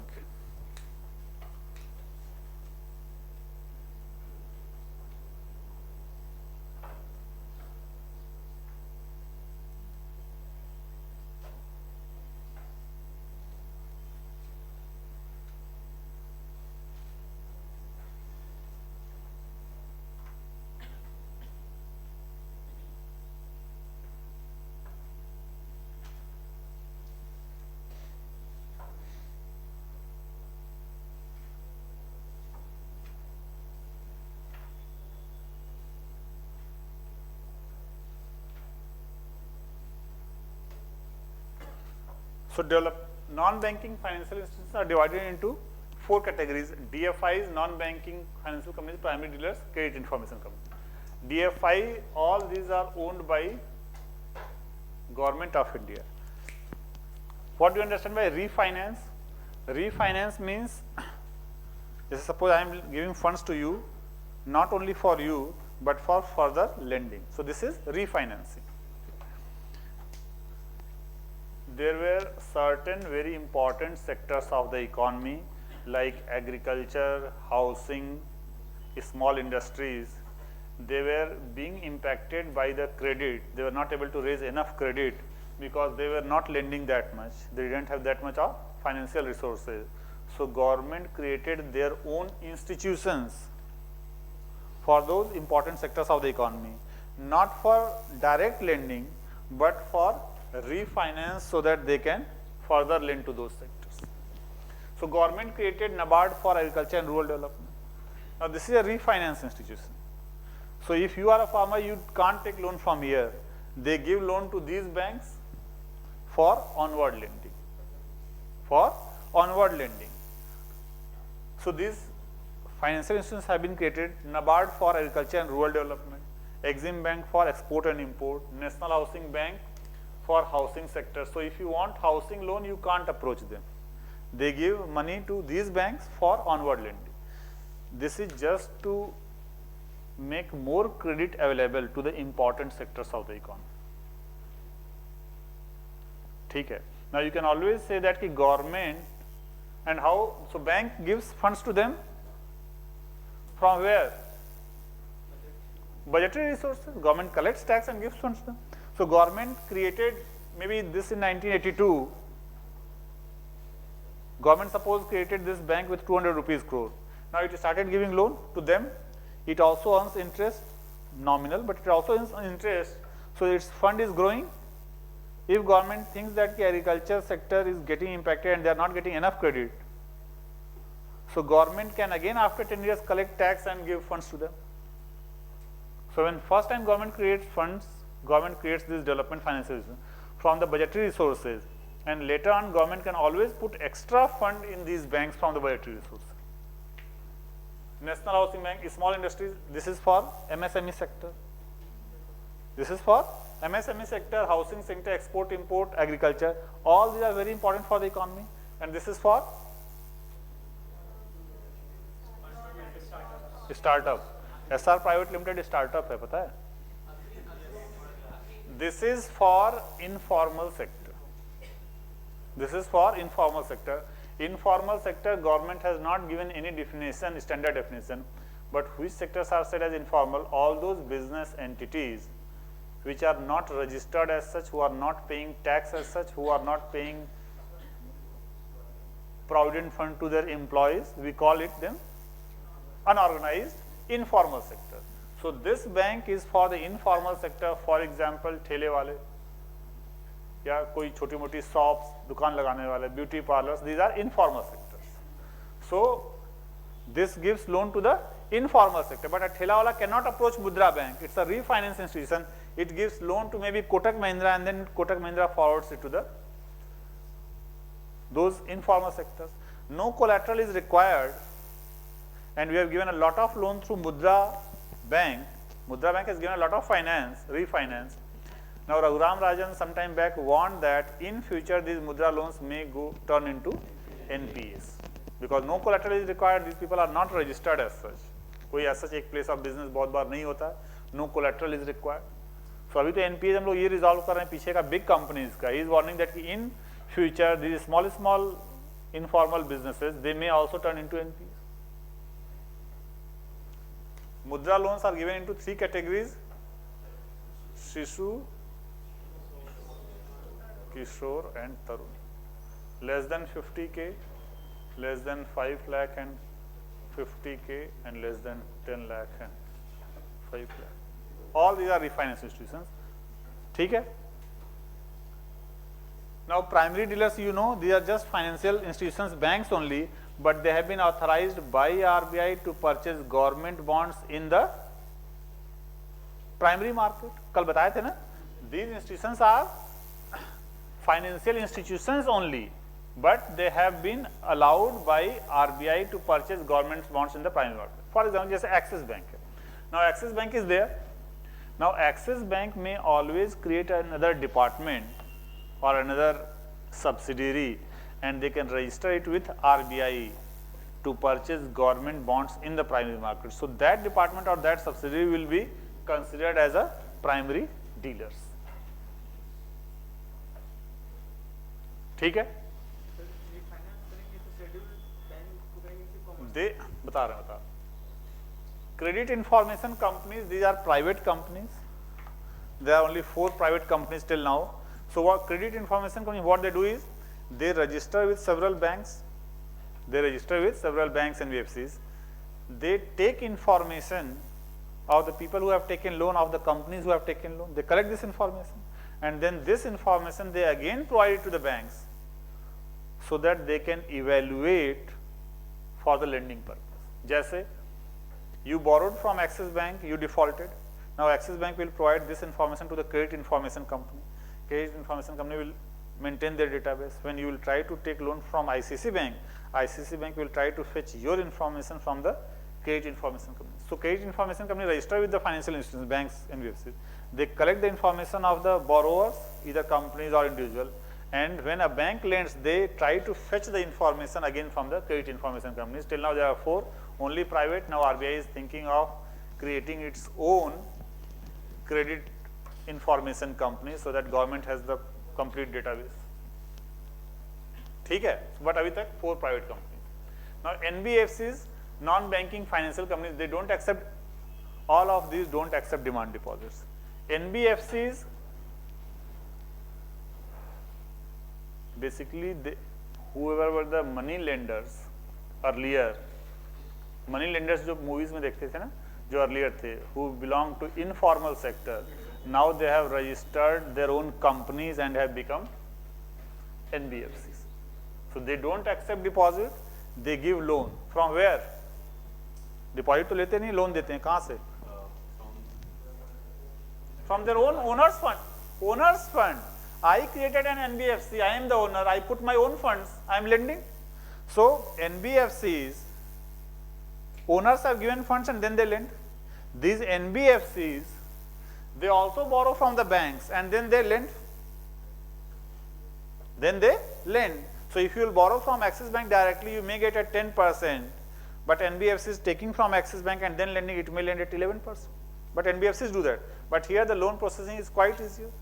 So NBFCs may owners fund also lend. From here also they take and lend. From here also they take, so they also take loan from them and then they also lend. So they provide refinance through these institutions all and through these NBFCs also. कोई कुछ पूछा था, answer हो गया? They provide refinance to all.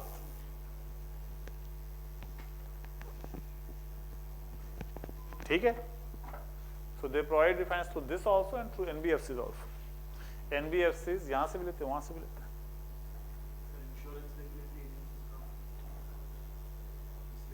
बता, समझ गए?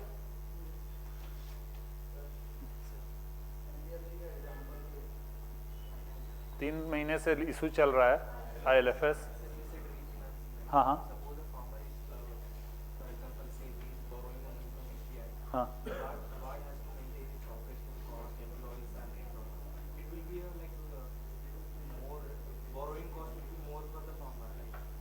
Borrowing cost will be more for the farmer. नहीं, they don't work on profit principle. ना, they don't work on profit principle. They give it to them for onward lending. For their lending, they may just charge a little bit margin. They decide their own rate. They are not working on profit principle. Even if they are not working on the profit principle, हाँ, they have to at least get something to. of course they earn interest. So in certain cases the interest rate is 8%, certain cases 4%, 5%. They give it to them for onward lending. When they are doing onward lending, they charge their own little bit margin, maybe 0.25%, 0.5%. But even if they are lending at less rate, they are earning money, na? What is your doubt? But it will be more costlier for the farmer. Like, No, no, no. Suppose NABARD says that I have given 100 crore to SBI, please lend. So NABARD is giving at 8% and it asks SBI to lend at 8.5%. Why it will be more costly? When they lend their own funds, they charge profit margin. They charge profit margin. Now they are not working for profit as such. So that's why these loans are given at a lesser rate. just to make the cash available to the targeted sectors.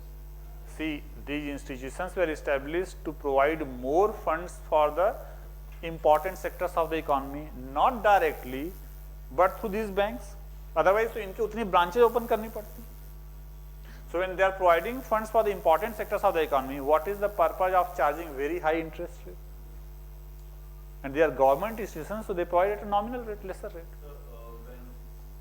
And government of India from its budgetary resources could have already given directly to them. What was the purpose of creating this? They could have already given to them. The purpose was when government creates this, management becomes very easy. Mukesh Ambani may have 300, 400 companies, but he has created one company and under one he has created several companies. So now government need to manage only these 5 institutions and they manage how much funds has been lent. So operational management becomes easy. समझ रहे हो?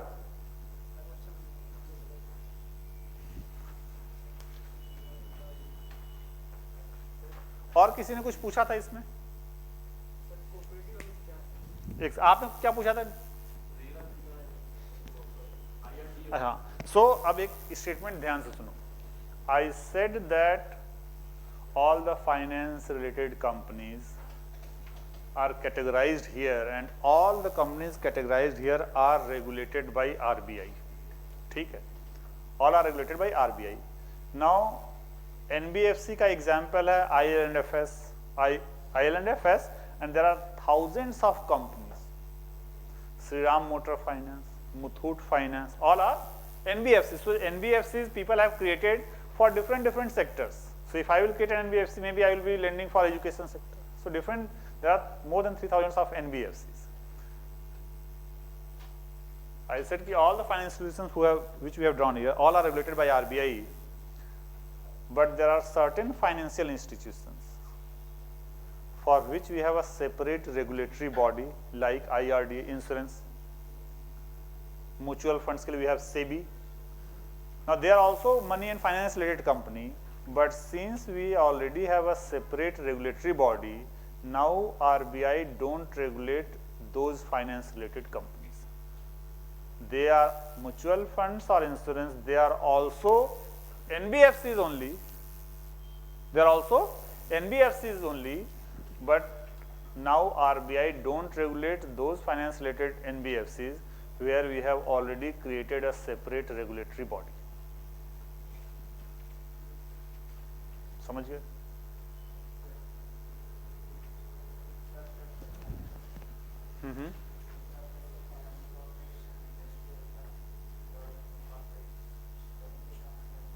Doesn't? It's a government NBFC. That will Doesn't they come under the development finance? in see development financial institutions early, now it is only 5. Earlier that was there, but now government converted into that. ठीक है, government converted into that. So the difference between these and these are mainly private companies. These are mainly private companies, and this government constituted for specific sectors. Earlier there were more, but now government is treating only these as the development financial institutions. ठीक है? So this government realized that there is a major other sector, informal sector, which is left behind. So government has created one another. हाँ? मैं बोला तो कि सब इसको देते हैं, सबको देते हैं और रिफाइनेंस करते हैं.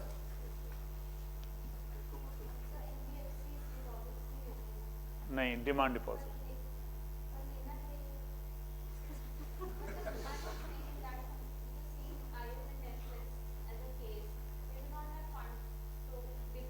See, we have created several class of institutions. If they want to take, let them convert into bank.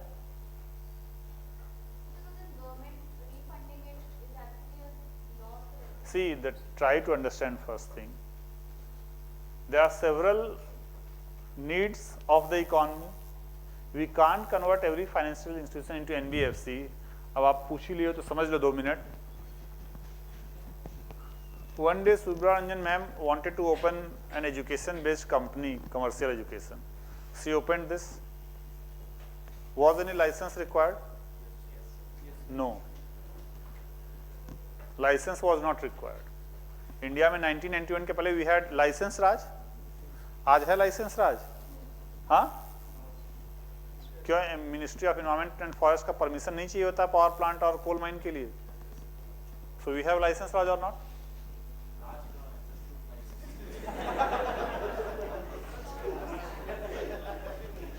So ये आप आगे समझ जाओगे. We don't require permission for setting any industry now. We don't require MOEF. It is not a permission. I will explain you in detail later on. As of now, we don't require license or permission to start a business except banks. Shubhra Ranjan ma'am started this business. She didn't require any license. She put her money. She started this business. Business डूबेगा तो वो डूबेंगी. But if she opened a bank, took the depositors' money और डूब गए तो सारे depositors डूब गए. When you are opening a bank, you are taking the depositors' money who are keeping it as a safety point of view. If you go default, the depositors will lose. So still we have a requirement of license permission when you open a bank related company. ठीक है? Now giving RBI gives, there are very few licenses which RBI as such gives. It checks a lot of things. So suppose as of today you want to open a bank, RBI will not give you. You don't have that credentials. But if you want to open an NBFC, there are very few restrictions. Because NBFC में you are not taking depositors' money, you are putting your own money, you are raising money from somewhere else. So getting a license of NBFC is easy.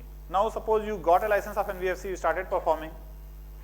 After 10-15 years seeing your performance, RBI, if you will ask, RBI may convert your NBFC license into a bank license. It may be possible that I just want to continue as NBFC, so you may continue, but if you want to convert into bank, you may be converted. Now all NBFCs cannot be asked to take deposits as such, depends on credentials and whether they want it or not. It may be possible that I just want to operate as an NBFC only, I don't want to create this convert into bank, it may be possible. Who is going bankrupt?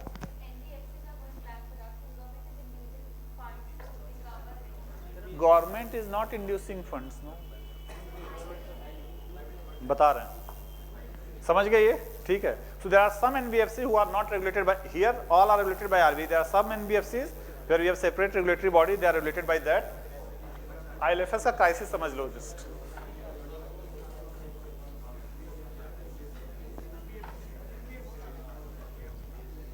And micro financial institutions are also NBFCs only, but they have a restriction that how much money they can lend. जैसे micro financial institutions पे we have a limit that they can not lend more than 1 lakh to one individual.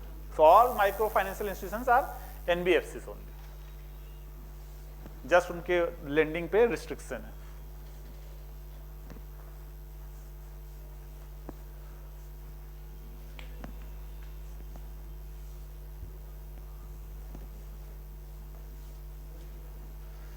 ILFS का crisis 5 minute में आप समझ लो. ILFS was an NBFC and NBFC are allowed to trade in money market as such, allowed.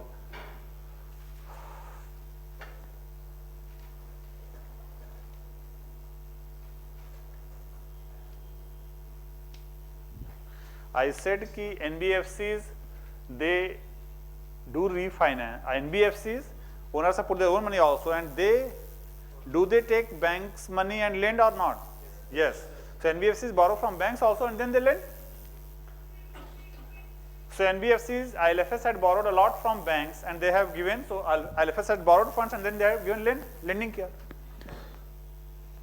And ILFS trades here also. ILFS trades here also. In this money market,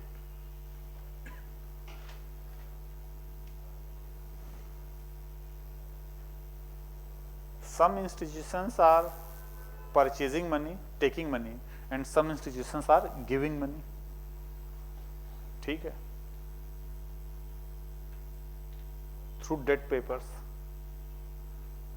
So there are institutions who are borrowing money and there are institutions who are giving money. Now if ILFS defaults, ILFS Axis and ILFS had taken 100 crore cash suppose and it has given a debt paper. IL and FS at 8% for 6 months or something. If ILFS defaults on this, so ILFS had taken money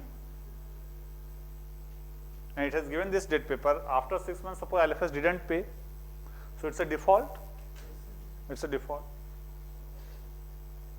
Now, if this default happens, there are a lot of banks and institutions here who are holding this ILFS debt paper. Why Axis Bank got this ILFS debt paper? It may have sold to some other institution. So there are a lot of ILFS debt papers floating in this system. There are a lot of other companies' debt papers floating in the system. These all are triggering events. If ILFS defaulted, then all those institutions who are holding ILFS debt papers, see, suppose 31st July को ILFS has to pay this. Suppose 31st July को ILFS has to, जैसे 6 months है ना, तो 6 months 11th August, 13th August को ILFS has to pay 100 crore.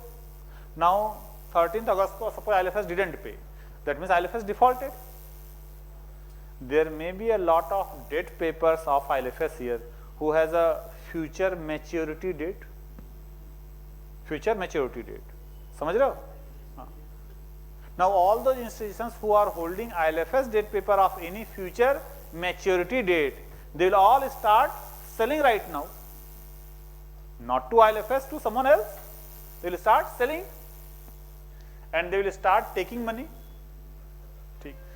And when ILFS default, हर जगह ILFS is defaulting, then even if you are holding debt paper of Muthoot Finance, you will also feel that इसको भी cell करके cash ले लो, ठीक है ना?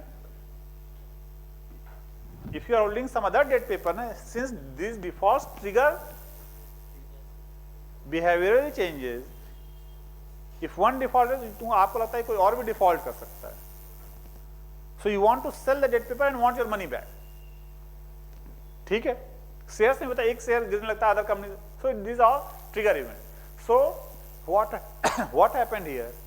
All those institutions who were holding debt papers, either of ILFS or they started selling and they wanted cash. So in this market, after ILFS default, more institutions started selling the debt paper, they started buying money, cash. So after ILFS default, more people were buying cash, more paper, more institutions were buying cash, less institutions were willing to give cash. Earlier there were some institutions who were buying money, some institutions who were giving money. There was some interest rate in this. When more institutions started buying cash by selling the debt paper and less institutions are willing to give cash, the interest rate here increased. The interest rate here increased. When interest rate here increased, so now the money is available here at a higher rate. This impacts the interest rate in capital markets also. So we say कि interest rate hardening. Interest rate बढ़ गया, that means cost of money increased. It impacts credit in the economy. It impacts money supply in the economy. Then RBI pumped cash in this market. So everyone was buying money and less institutions were selling money. RBI started selling money. RBI started selling money means pumping money. So RBI started selling money and it bought debt papers and gave cash. Did RBI give cash specifically to ILFS? No. RBI just increased the liquidity in the economy. Here money, RBI increased the overall liquidity in the economy. RBI didn't help NBFC. RBI didn't help ILFS specifically. This was also an issue of tussle. Government was saying that you pump more money. There was some, देखो, what is happening? 3 महीने में election है. Already MSME sector and certain other sectors were impacted by this demonetization GST. तो credit flow impact हुआ था. Now government don't want this kind of situation anymore. So government don't want कि credit की कोई problem, loan की problem. So when there was problem here, government wanted RBI to intervene. RBI intervened, but government wanted that कि RBI should pump more money. But RBI said कि it is sufficient. So this was also an issue of tussle. Indirectly to ILFS को फायदा हुआ. Indirectly, this market में liquidity की problem resolve हुई. Liquidity की problem resolve. Overall interest rate softened. Overall interest rate softened. ILFS की एक crisis थी. ठीक है, कल भी एक चीज ILFS के बारे में आप समझोगे नहीं, कल तो शायद क्लास ऑफ है. ठीक है, आपका भी टेस्ट है.